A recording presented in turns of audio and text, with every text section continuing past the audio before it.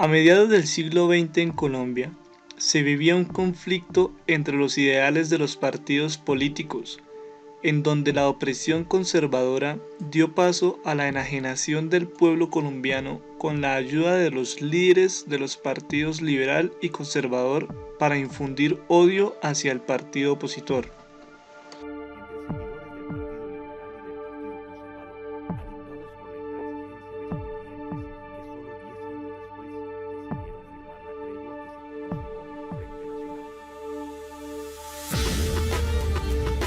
decidieron firmar la tregua que se conoce como Frente Nacional. Siendo el 9 de abril de 1948, en el marco de la novena Conferencia Panamericana, con el asesinato del candidato a la presidencia de la República, el doctor Jorge Eliezer Gaitán, se incrementó la indignación y estalló el periodo que se llamó la violencia en Colombia, donde por causa de este hecho, que fue la gota que rebosó la copa, se fundaron los grupos organizados de resistencia civil, las guerrillas liberales, que sus primeros levantamientos fueron en las regiones de Colombia como el Tolima, el Cauca y los Llanos Orientales, donde sus líderes más representativos, como los hermanos Bautista, Tulio, Manuel y Pablo, los hermanos Fonseca, los Sandoval, Franco Izaza, el Pote Rodríguez, Eduardo Noza, Berardo Giraldo, José Alvear Restrepo, junto con otros personajes que se unieron en el transcurso de la guerra como el capitán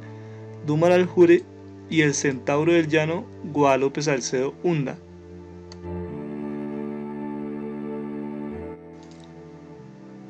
En vísperas del advenimiento del régimen militar que negoció con ellos, el número de guerrilleros se calculaba en unos 3.000, auxiliados por otras 2.000 personas.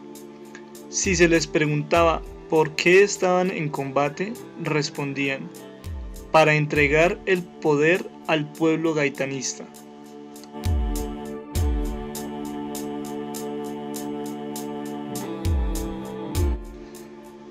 Guadalupe nació en Tame, Arauca, pero se crió en Guairamena, entre Maní y Orocué, tierras de los Hunda, una familia muy criolla. Su padre era como muchos llaneros venezolano. Creció manejando reses y arreglando potros, pero como dice el dicho, donde hay soga se arrebiata y donde hay ganado se roba. Y un día terminó preso en la cárcel de Villavo por cachilapeo. De allí lo sacaron el capitán Alfredo Silva, comandante de la base aérea de Aipiay, y Eliseo Velázquez, un zapatero que se había tomado Puerto López obedeciendo a un plan de la Dirección Nacional Liberal que al final falló. Guadalupe regresó al centro del llano y se alzó en armas. Su escenario fue el llano, inmenso espacio predominantemente rural, de ganaderías extensivas, sin instituciones estatales, carente de carreteras y de desarrollo agrícola relevante. Paradójicamente, con un tráfico aéreo notable y barato, cuando un barril de petróleo valía menos de $1. El llano precapitalista se hallaba aislado de la Colombia andina que a trancazos consolidaba su modernización capitalista. La tradición liberal del llano hizo creer a los guerrilleros de la Dirección Nacional Liberal, tras la muerte de Gaitán en 1948, que los apoyaría con recursos económicos, orientaciones e incluso armas. No fue así. Sin embargo, los patriarcas liberales dejaron solas a las guerrillas que levantaban su nombre y sus banderas. Aquellas lucharon sin armas, dinero ni apoyo moral contra la policía chulavita. Para la DNL, los guerrilleros eran simples chusmeros, algo así como vagabundos. En otras regiones se habían levantado o estaban por levantarse toda una tropa de criollos de a pie. El levantamiento derrotó primero a la policía y poco a poco arrinconó en sus cuarteles al Ejército Nacional, que contaba ya con la asistencia y apoyo de los Estados Unidos.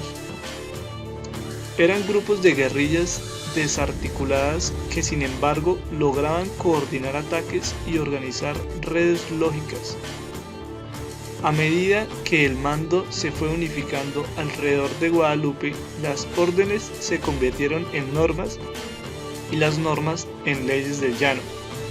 La segunda fue una constitución agrarista que fundaba un estado Guadalupe. Guadalupe Salcedo dirigió varias operaciones militares contundentes contra el gobierno conservador de Laureano Gómez, como la toma de Orocué, Casanare. Una mañana de 1952, en el sitio conocido como El Turpial, tendió una emboscada a la unidad de infantería integrada por 200 hombres del ejército que sufrió 96 bajas.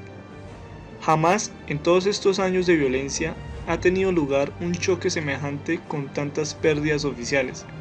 El ejército sufrió grandes reveses en la confrontación a manos de las guerrillas liberales de origen gaitanista, operaciones que comenzaron a condenar los jerarcas del partido tras su tímido apoyo inicial.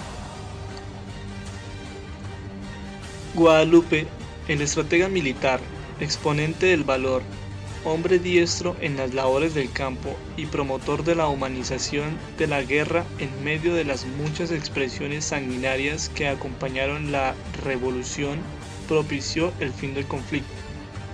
Afirmarse la paz en septiembre de 1953, se retiró a su finca Guairamena, en Orocué, no sin antes recibir críticas por haber apoyado la entrega del movimiento insurgente sin suficientes garantías de rehabilitación para el pueblo maltratado. Guadalupe, cabeza de una acción popular defensiva que duró 46 meses, es ejemplo de hombre traicionado por el establecimiento y expresión genuina de una guerrilla que operó sin narcotráfico, terrorismo ni compromisos con el crimen organizado. Los decenios posteriores vinieron a degenerar el concepto de guerrilla al mezclarse esta con barbarie, miopía política y fundamentalismo. El por qué Salcedo y otros subversivos se entregaron hay que hallarlo en todos los hechos a los que los sometió el gobierno, como las amenazas de ser arrasadas si siguen combatiendo, el bloqueo que afrontaban, la limitación de armas, drogas y vestuarios en que se encontraban a mediados de 1953, la dificultad en coordinarse con los diferentes frentes, la situación de miseria que los golpeaba más y el abandono al que llegaron por parte de los directorios políticos que antes estaban con ellos desde las urbes, según la versión de algunos historiadores. En este mismo año, Rojas Pinilla se tomó el poder y decretó la amnistía y el indulto a guerrilleros y militares, comprometidos estos en exceso de celo, por delitos de lesa humanidad. Guadalupe firmó la paz en Monterrey el 22 de julio de 1953. Junto a Salcedo se entregaron otros jefes guerrilleros: Dumar Aljure, Eduardo Fonseca, Carlos Perdomo y Jorge González. Algo parecido sucedió en escenarios distintos a los llanos, en el Tolima, en Santander y en Antioquia. En este escenario, el jefe supremo, como se llamaba al general presidente, se apartó de los gobiernos conservadores de Mariano Ospina Pérez, Laureano Gómez, Roberto Urdaneta Arbeláez, entre el periodo de 1946 a 1953, que llamaba a los llaneros alzados en armas bandoleros, delincuentes comunes que actuaban movidos por odios y pasiones para satisfacer sus deseos personales, porque los denominó guerrilleros, es decir, delincuentes políticos. Después de la desmovilización de todas las tropas a cargo de Guadalupe y Dumar, el gobierno empezó a dejar en el olvido las promesas que les dieron para dejar las armas y así mantenerlos al margen. Esto llevó a que nuevamente creciera la discordia con el gobierno y que no se olvidara el movimiento que tanto resistió, ya que los desmovilizados eran campesinos que solo sabían echar machete, asadón o bala. Muchos de ellos no se inspiraban en volver al campo, sino en tener para la comida y su vivir. Se decidieron a continuar la trayectoria en la que venían con sus respectivas tropas. Tal fue el caso del capitán Dumar, que creó su bloque para extorsionar a los campesinos por brindarle protección y lucha contra el Partido Conservador, hasta tal punto que se convirtió en una amenaza para la sociedad, que lo veía como lo que se había vuelto, un bandido, que dejó sus ideales en el camino revolucionario para velar por sus propios intereses. Esto después de que la policía, en confusos hechos, dieran de baja al líder guerrillero Guadalupe Salcedo Hunda.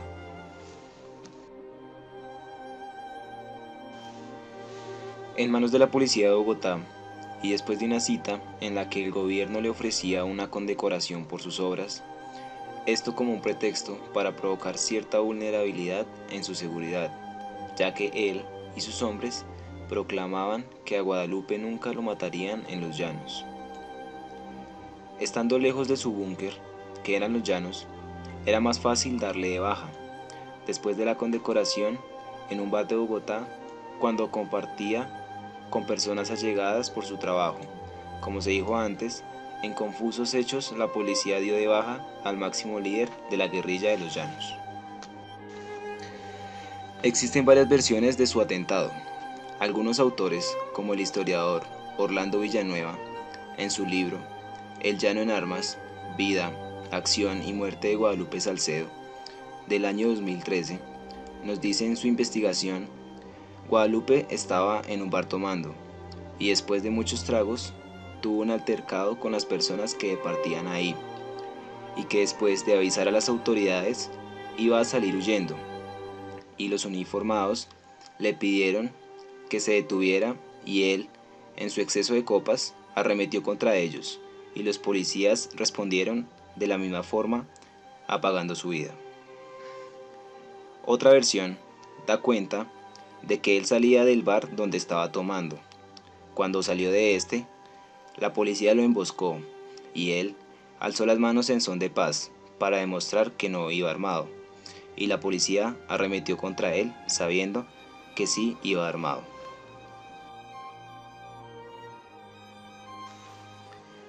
Otra versión de los hechos dice que él iba en un vehículo de transporte público. En el momento en que fue interceptado, hizo caso omiso y siguió su camino. Después lo detuvieron, y él bajó del bus con las manos en alto, y los policías le dispararon a quemarropa. En todos los casos, lo importante es que acabaron con la vida de uno de los líderes más representativos y mejores preparados para la guerra en los llanos que las guerrillas conocieran, y que en ese momento murió la persona, pero empezó a vivir el mito de Guadalupe Salcedo, el centauro del llano.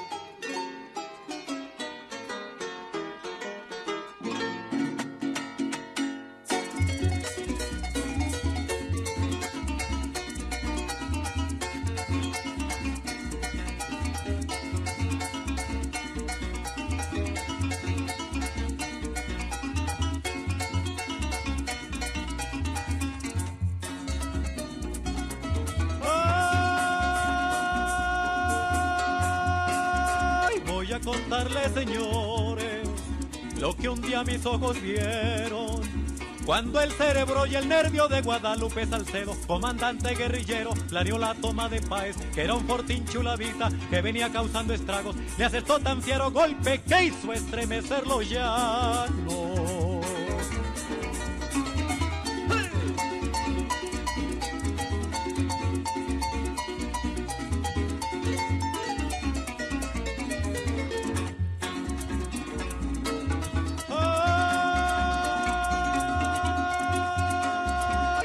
Mi capi Salcedo a unos de sus guerrilleros que se pusieran las ropas de los chulos que cayeron en combate en Miraflores, donde los nuestros vencieron con fiereza y con ardor en la lucha cuerpo a cuerpo, que el brazo de la razón no lo vencen, compañeros.